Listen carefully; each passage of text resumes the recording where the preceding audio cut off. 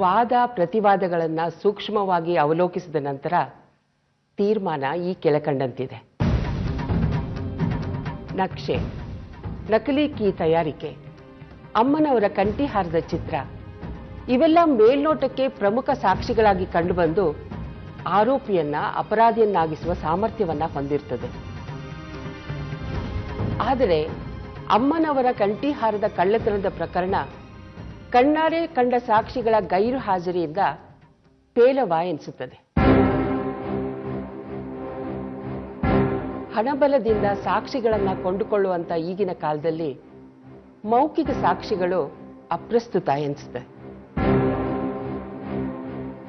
ಆದರೆ ಇಲ್ಲಿ ಬಂದು ಸಾಕ್ಷಿ ಹೇಳಿದ ವ್ಯಕ್ತಿಗಳನ್ನ ಅಗೌರವದಿಂದ ಕಾಣಬೇಕು ಎನ್ನುವ ಉದ್ದೇಶ ನನ್ನದಲ್ಲ. ಮುಖ್ಯವಾಗಿ ಗಮನಿಸಬೇಕಾದ ಸಂಗತಿ, ಕಳಕೊಂಡ ವ್ಯಕ್ತಿ ಮೊಕದ್ದಮೆಯನ್ನ ದಾಖಲಿಸದೇ ಇರುವುದು. ಇಲ್ಲಿ ಕಳಕೊಂಡ ವ್ಯಕ್ತಿ ಸಾಕ್ಷಾತ್ ಅಮ್ಮನವರು. ಹಾಗಾಗಿ ನ್ಯಾಯಾಲಯಕ್ಕೆ ಅತ್ಯಂತ ಆಪ್ತ ಮತ್ತು ಪ್ರಾಮಾಣಿಕ ಎನಿಸುವ ಸಾಕ್ಷಿಗಳ ಕೊರತೆಯಿಂದಾಗಿ ಆಪಾದಿತ ಸದಾಶಿವಯ್ಯ ಅವರನ್ನ ಕಂಠಿಹಾರದ ಕಳ್ಳತನದ ಕೇಸ್ನಿಂದ ಖುಲಾಸೆಗೊಳಿಸಲಾಗ್ತದೆ. ವಶಪಡಿಸಿಕೊಂಡಿರುವ ಅವರ ಮನೆ ಹಾಗೂ ಅಂಗಡಿಯನ್ನ ಅವರಿಗೆ ಮರಳಿಸತಕ್ಕದ್ದು. ಅಪ್ಪ ಬಿಡುಗಡೆ ಆಗಿದ್ದಾರೆ ಮಗು. ಇನ್ ಸ್ವಲ್ಪ ಹೊತ್ತಿನಲ್ಲೇ ಅಪ್ಪ ನಿನ್ ಜೊತೆಗಿರ್ತಾರೆ. ಕ್ಷಮಿಸ್ಬಿಡಮ್ಮ, ಬೇಸರದಲ್ಲಿ ಏನೇನೋ ಹೇಳ್ಬಿಟ್ಟೆ. ಕೊನೆಗೂ ನೀನು ನನ್ನ ಕೈ ಬಿಡ್ಲಿಲ್ಲ. ಹಾಗೆ ಅಮ್ಮಂಗೂ ಕಣ್ ಬರೆಸ್ತೀಯಾ? ಮಾತಿಗೆ ತಪ್ಪಬಾರ್ದು, ನೆನ್ಪಿರ್ಲಿ. ಅಪ್ಪ ಅಮ್ಮನ್ನ ನಾನು ಕರ್ಕೊಂಡ್ಬರ್ತೀನಿ 9 ಕ್ಷೇತ್ರ ದರ್ಶನಕ್ಕೆ.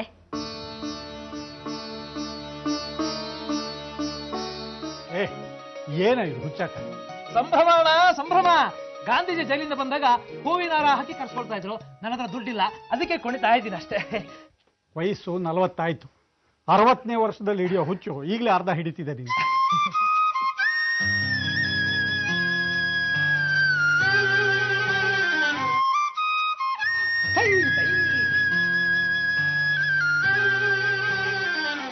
ಊರವರೆಲ್ಲ ಹೇಳ್ತಿದ್ರು ಬಿಡುಗಡೆ ಆಗಲ್ಲ ಸದಾಶಿವಯ್ಯನವರು, ಕೇಸು ತುಂಬಾ ಸ್ಟ್ರಾಂಗ್ ಆಗಿದೆ ಅಂತ. ದುರ್ಗಾವಾಣಿ ಪೇಪರ್ ಅಲ್ಲೂ ಅದನ್ನೇ ಬರ್ತಿದ್ರು. ಅಯ್ಯ ತೆಗಿ, ಕದ್ದಿಲ್ಲ ಅಂದ್ಮೇಲೆ ಶಿಕ್ಷೆ ಕೊಡೋ ತಾಕತ್ತು ಯಾರಿಗಿದೆ ಈ ಪ್ರಪಂಚದಲ್ಲಿ ಮಂಗಳ? ಯಾರ ಸಹಾಯನೂ ಇಲ್ಲದೆ ಗೆದ್ದು ಬಂದಿದ್ದೀನಿ. ಹೇಳೋರ್ಗೇನು ಬೇಕಾದ ಹೇಳ್ತಾರೆ. ಬಿಡುಗಡೆ ಆಗಿದೆ, ಆಪಾದನೆಗಳೆಲ್ಲ ತೊಳೆದು ಹೋಗಿದೆ, ಸಂತೋಷವಾಗಿದ್ದೀವಿ ಎಲ್ರು. ಇಂಥ ಸಮಯದಲ್ಲಿ ಚಿಕ್ಕ ವಿಷಯಕ್ಕೆ ಯಾಕೆ ಬೇಸರ ಮಾಡ್ಕೊಳ್ತೀರಿ? ಸದಾಶಿವ ಈಚೆ ಬಂದಿದ್ದಾನೆ ಅಂದ್ರೆ ದೇವಿ ಜೀವನಕ್ಕೆ ಭದ್ರತೆ ಸಿಕ್ಕದ ಹಾಗೆ. ದೀಪೋ ಕೆಲಸ ಬಿಡ್ತಾಳೆ ದೇವಿ, ನಾನು ಶಂಕದ ಆಸೆನ ಬಿಡಬೇಕಾಗುತ್ತೆ. ಹಂಗ್ಯಾಕೆ ಅನ್ಕೋತೀರ ದಣಿ? ಮುಗಿಸ್ಬಿಡೋಣ ಸದಾಶಿವನ್ನ. ನೀನು ಕಿಸಿಯೋದು ನನಗೆ ಗೊತ್ತಿಲ್ವಾ? ಇದೇ ದೇವಿಗೆ ರಕ್ತಕ್ಕೆ ಗಾಬರಿ ಆಗದೆ ಇರೋ ಹುಡುಗಿ ಪ್ರಪಂಚದಲ್ಲೇ ಇಲ್ಲ. ಬಸಿಬೇಕು ರಕ್ತ, ಹೊರಗೆ ಬರ್ಲಿ ಮಗು ತರ ಇರೋ ಶಂಕ.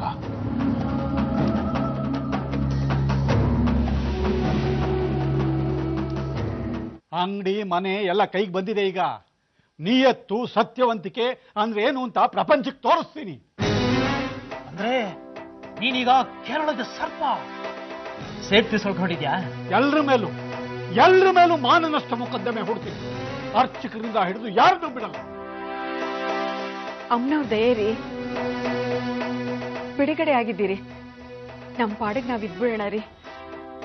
ಏನು ಮಾಡದೆ ಯಮಯಾತ್ನೆ ಅನುಭವಿಸಿದ್ ಸಾಕು.